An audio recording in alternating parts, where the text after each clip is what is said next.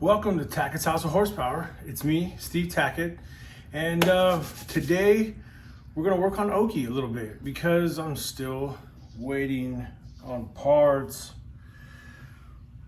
for Down and Dirty. So let's knock out a little project I've been talking about doing for a little while on the Oki wagon. So stay tuned.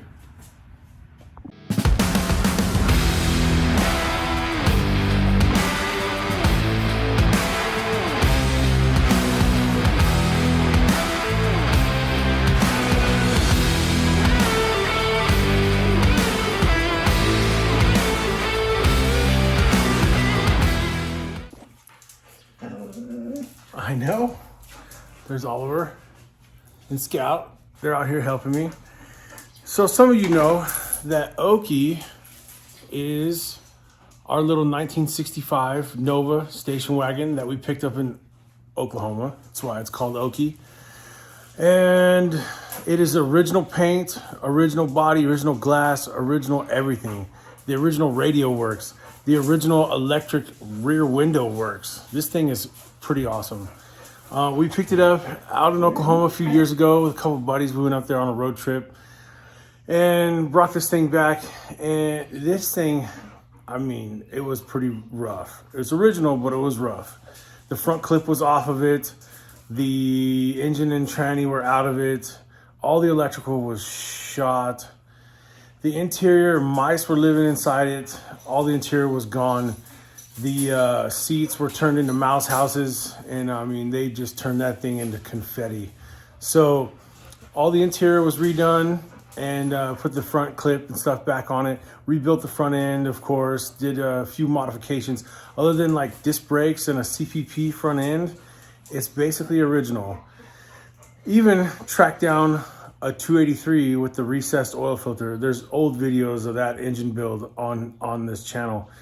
And you can check those out if you want. But this is an original 283 recessed oil filter, Nova specific V8. So I would like to keep it that way. There's been talks of LS swapping this thing and making it a total cruiser. It is a total cruiser. We drove it all the way to Tucson and back. The biggest problem with this thing is that little Rochester carburetor. Oh my God, that thing. It's so gutless. It's got no top end, no bottom end, and no throttle response. I cannot get it to run for nothing. So I went ahead and ordered a new intake manifold with a 4150 plate on it. And we would like to try and see what it would run like with a little Holley 600 on it. So let's do that today. So this is what I went with. It's an Edelbrock 2703.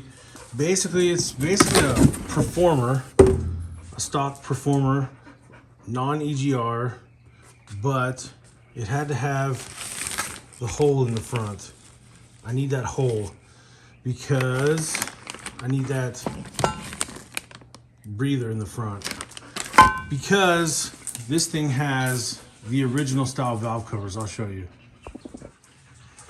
All right, take a look at this powerhouse. So as I was saying, the valve covers, these original style cursive writing script, they call them script valve covers, 1960s era valve covers. They look cool, but they don't have any holes in them. There's no breathers, there's no PCV valve, grommet, there's no nothing. Those valve covers have no holes in them. So you have to use a breather in the front like this, and the PCV valve is attached back there behind the distributor on the block. So I want to keep these valve covers. I'd like to keep it as original looking as possible.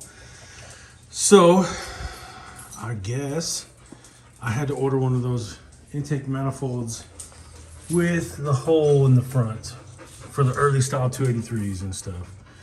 327s had them, some of the, anything in the early 60s pretty much had that. First thing I'm gonna do is stick a bucket under there, and I'm gonna drain this coolant down. At least drain it halfway, because I don't want to when I take this intake off, I don't want coolant running down into the motor. So I stuck a bucket under there. I'm gonna get that petcock opened up and we'll drain it down at least halfway.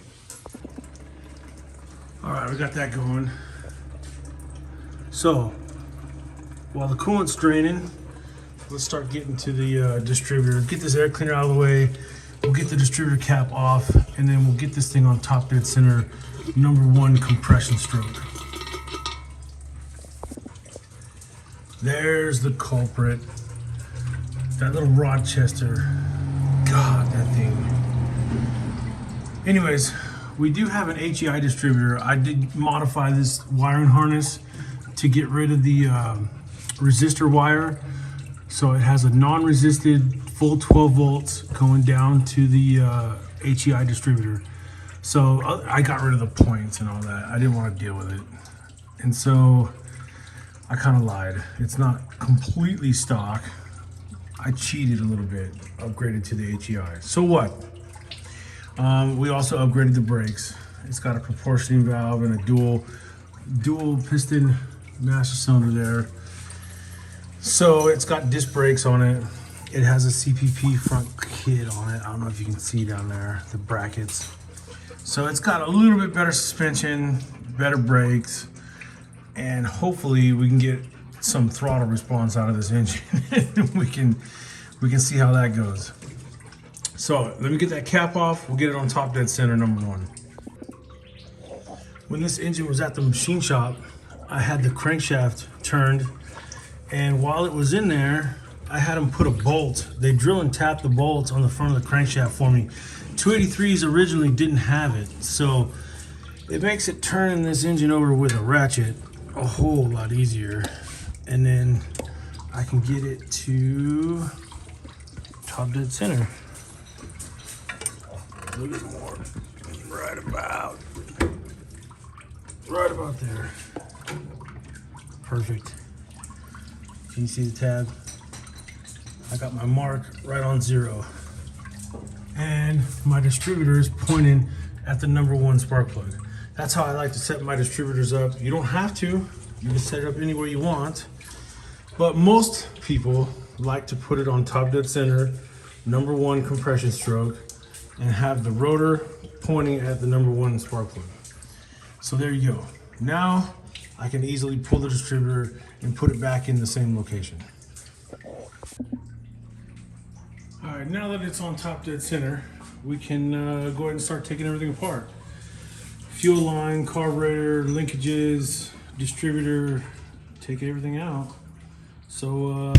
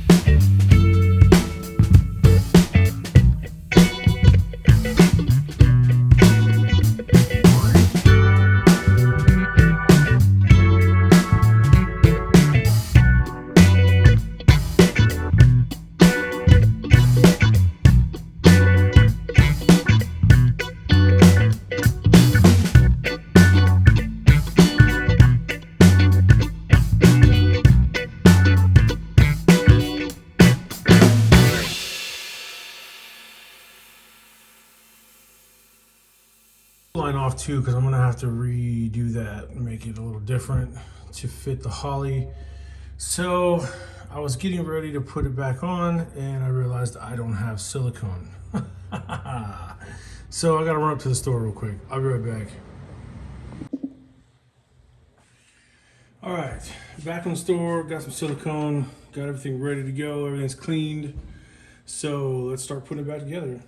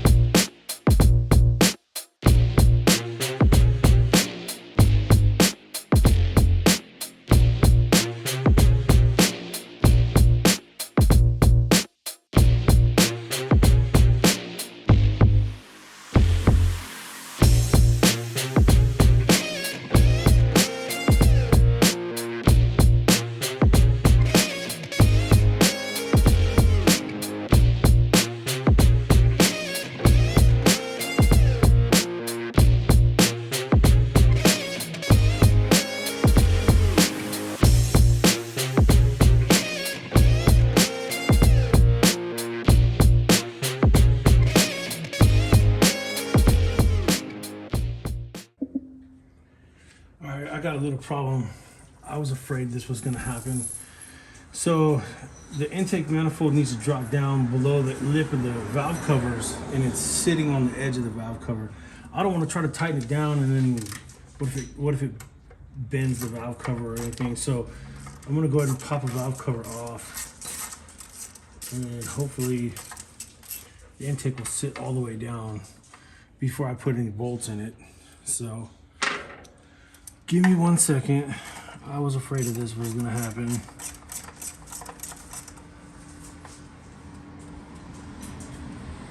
You know, I should pop the valve covers off anyway and run a valve adjustment on it.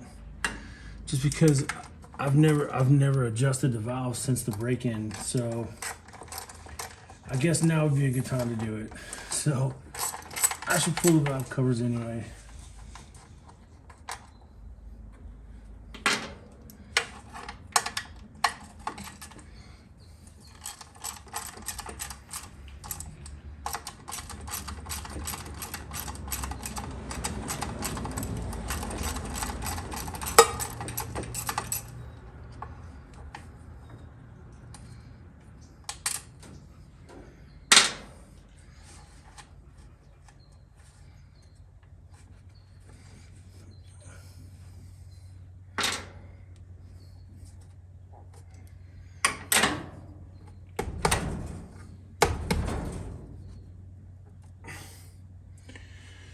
Of course it doesn't want to come off.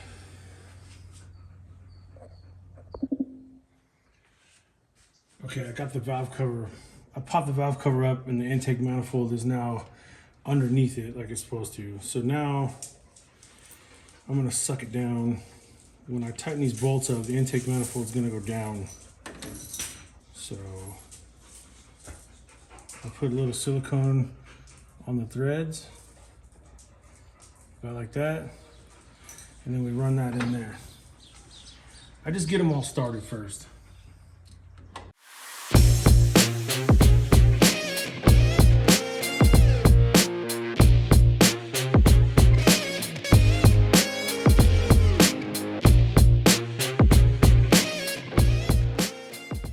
Just like that, I'm gonna get them all started and then we'll start torquing them down. All right, once you get them all started, like finger tight, then you want to start in the middle and do an X, and then get bigger, X, X, X, X, and work your way out from the center out. And then just keep bouncing around in an X pattern until you get them all tight. The book says like 35 foot-pounds, but I basically just tighten it till my pupils and retinas pop. But other than that, tight. So here we go.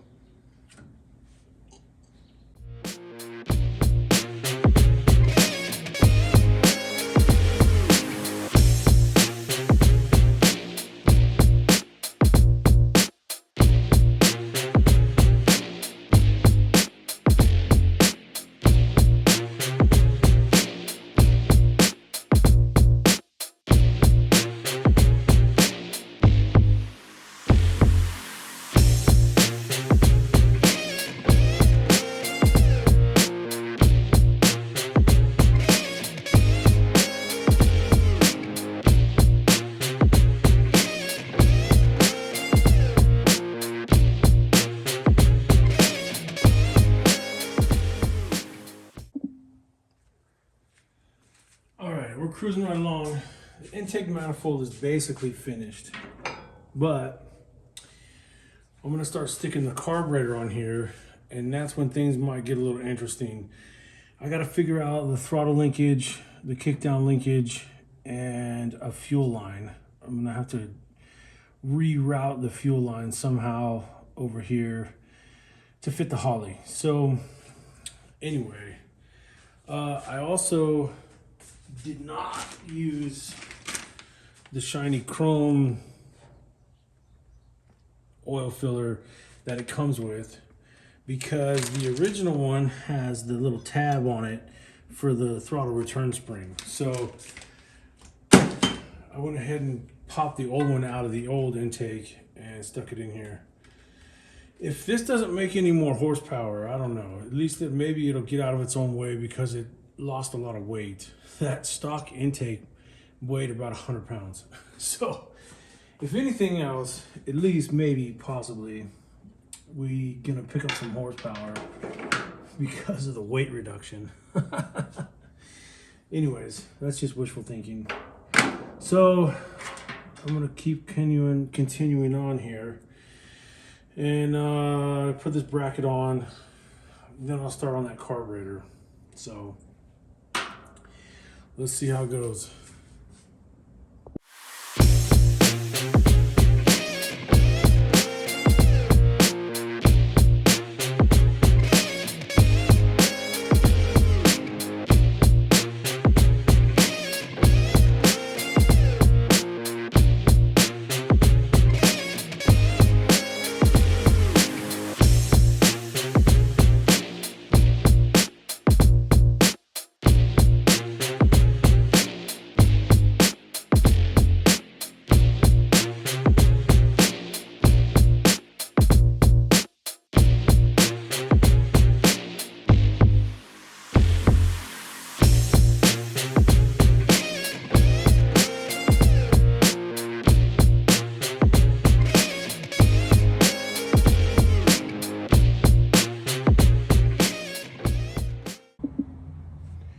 Did y'all just see that?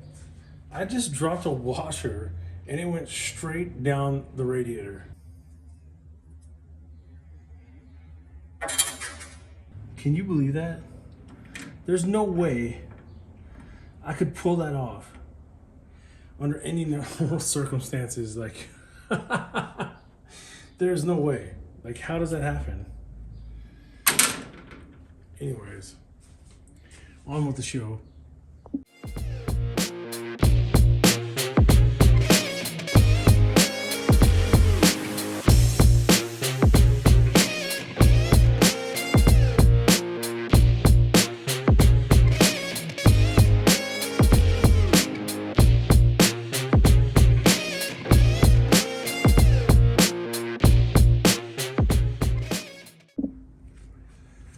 Down to it now. I had to make a fuel line out of a old piece of metal I had laying around, kind of bent it up, kind of weird, have it come around over here, and then put a piece of hose on it. It's not the prettiest thing, but it'll work for now, I think. This carburetor, it doesn't have an electric choke, and I don't have a manual choke on the dash, so we're just gonna leave it open right now. I typically get rid of the chokes. I don't run a choke on any of my Holleys, so I'll probably just get rid of it, or I can put a newer 600 on it with an electric choke. I thought about doing that, but like I said, it doesn't. How often do I really need it? I live in Arizona. So anyways, let me put some coolant in it, and then I think we're gonna give it a test. We'll go ahead and crank on it and get the bowls full of fuel. I don't know where the timing's at. We might have to play with the timing a little bit, adjust the floats and stuff, and then we'll see if we got finally some good throttle response. Okay, watch for leaks. The carburetor's empty right now, it's dry, so I'm gonna have to crank it for a minute to get fuel up to the bowls, but let's see what happens. And I don't know where the timing's at.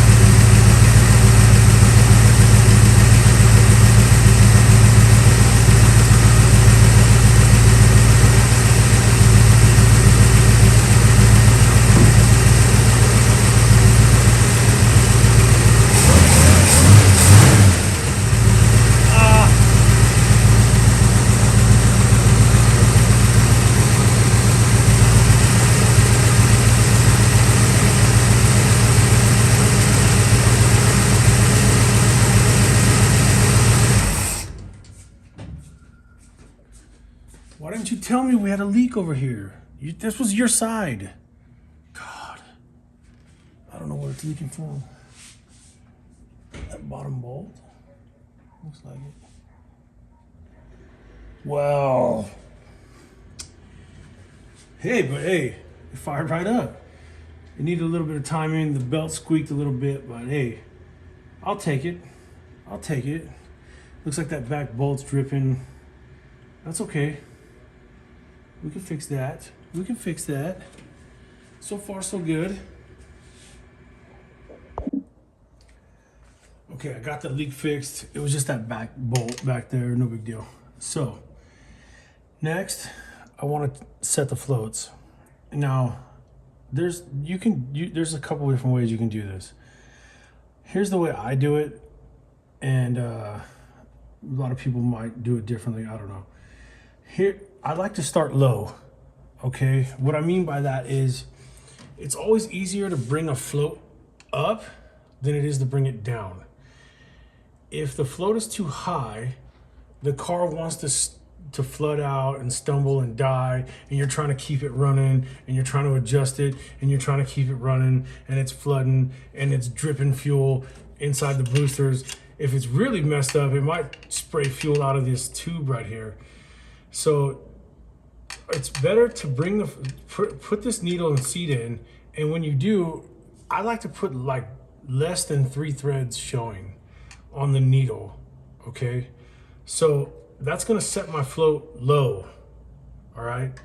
Now, the engine will run fine with the float low. What I'm gonna do is bring it up. So I'm gonna crack it loose with the screwdriver, and as soon as I do that, it's gonna start spraying fuel. It's gonna make a mess, so be careful. You gotta be quick. You don't wanna spraying fuel everywhere. So you crack this nut loose, the screwdriver loose. The adjustment is your 5/8, and the lock is the screwdriver. So crack the screwdriver loose, rotate the nut, the 5/8 nut, whichever direction you want to go. If you want to go up, back it out. If you want to go down, tighten it up. And I'm going to be watching this. I got the sight plug out. So I took the sight plug out.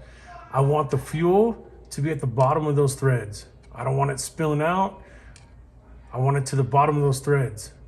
So now remember, if the float is high and you start tightening it up, when you crack this loose and you start tightening it up, that float's gonna go down. It's gonna displace the fuel. So it's gonna make a mess. You're gonna have fuel coming out of here, fuel coming out of here, fuel dripping in there. It's gonna be a problem. So I'm telling you, it's way easier to start low and raise it up than it is to start up high and then bring it down lower. So right now I think it's low, so I can go ahead and start it.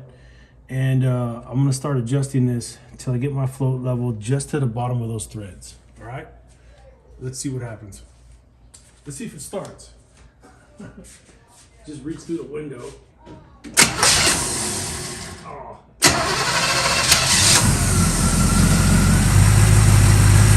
Not bad, not bad. I wanna bring it up.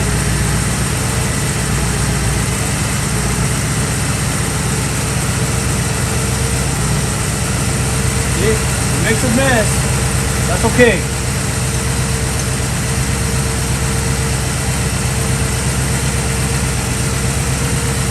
And then rock the car a little bit. We're still real low.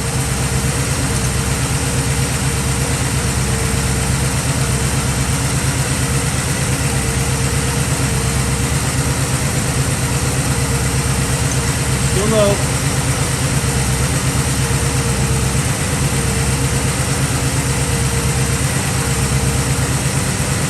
There it is, see it?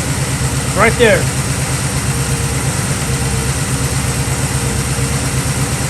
You can go a little bit more.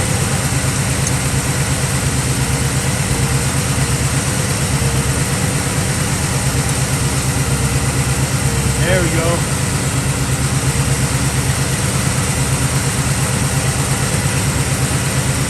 See how the fuel's right at the bottom of those threads? When I shake the car, you can see it. That's it.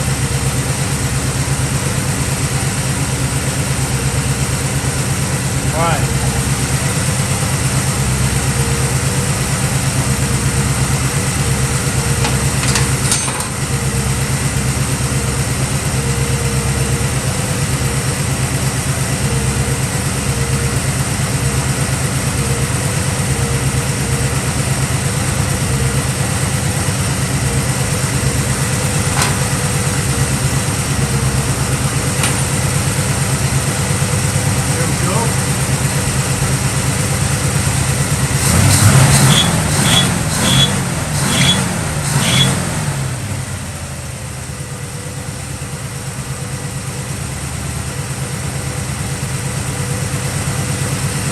Idle down a little bit.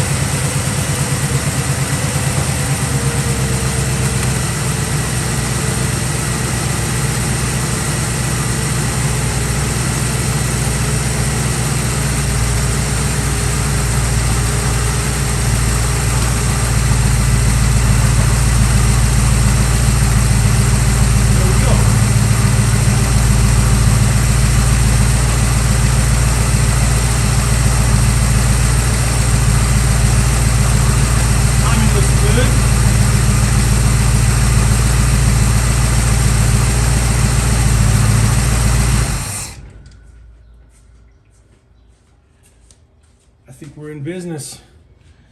Did you see that? Did you see that? I had throttle response. I'm super excited. That's way better than it was before. Sounds like the belt's a little bit loose, but that wasn't a problem before because I didn't have throttle response. So it didn't really squeak the belt. So I got to tighten up the belt. I'm going to tighten up the distributor and then take it on a test drive. All right, the true test is to see how it runs, you know, drives under a load. Before I couldn't like give it gas. Like, that feels pretty good already. Like just pulling off from a stop or trying to like merge in front of somebody or pull out into traffic or something, it would just literally, the hesitation was terrible. Already it feels pretty good. It feels a lot smoother. It feels like it's not struggling. I like it already. Oh yeah. Oh yeah. We're getting up to speed way better.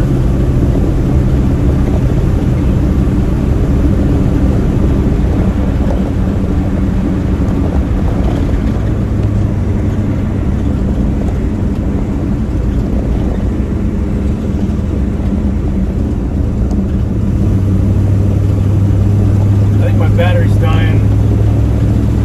Well, let's try that. My mount is also shaking like crazy.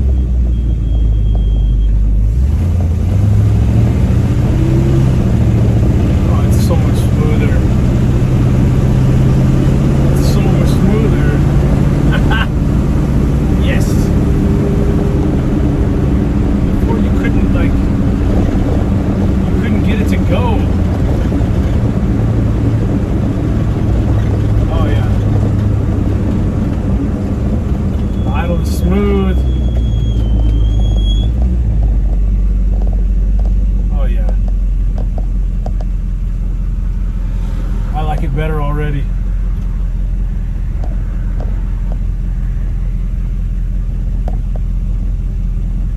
Let's see what happens. Go, dude.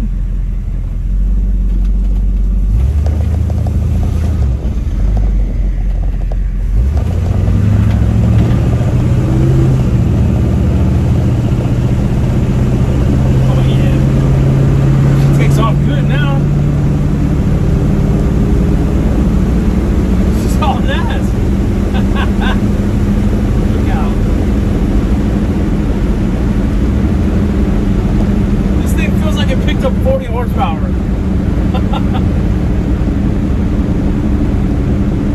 I'll take it. Let's see how it does. Taking off from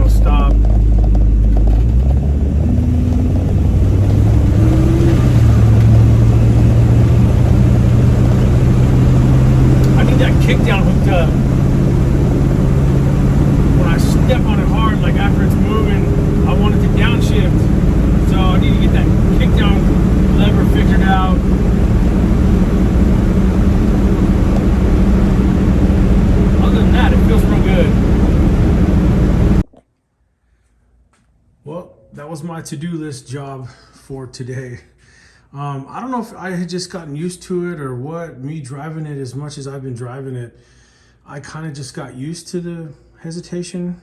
But like when Jesse drove it to Tucson and back and Sarah drove it around down there, you know, they were just really complaining that the hesitation was just really difficult. So this was a major upgrade. I'm serious. I think it was about 40 horsepower difference. So there you have it, an old Holley 600 that I rebuilt in another video. If you scroll back, you'll find it. That's probably like a $20 carburetor I picked up at the swap meet, put a rebuild kit in it. The intake manifold, I ordered that off of Summit. That's the 2703 Performer intake. The non-EGR breather in the front deal. So that was a, vast improvement over this guy. I am sad about the air cleaner. I'm gonna have to figure out something here because the diameter of the old carburetor is much smaller, so that's not gonna fit on a 4-barrel. So I don't know what I'm gonna do. I'm gonna have to come up with something for an air cleaner, but I kind of like that stock one, so I'm a little bit sad about that. But there you go. It's running and driving much better, so I'll take that at least. So there you have it. All right, that's gonna do it for this video. I'm gonna go ahead and finish cleaning up, play Jenga, put all the cars back in their locations, and then it's time for dinner. So I really appreciate you watching. Hit like, hit subscribe, hit comment. Any of those things would be really awesome. I would really appreciate it. And hopefully some parts show up this week for Down and Dirty, and we'll get back on that next weekend. So I really appreciate it. Hey, do me a favor. Get on Sarah and let her know that, hey, we want to see that Oki video. She started a video with all the information on Oki, and I don't know, it just kind of petered out. So if you want to see that video, send a comment to Sarah. Let her know. Say, Sarah, what's up with the Oki video? We want to know how Oki came to be. So if you want to see that, let us know. Otherwise, see you next time.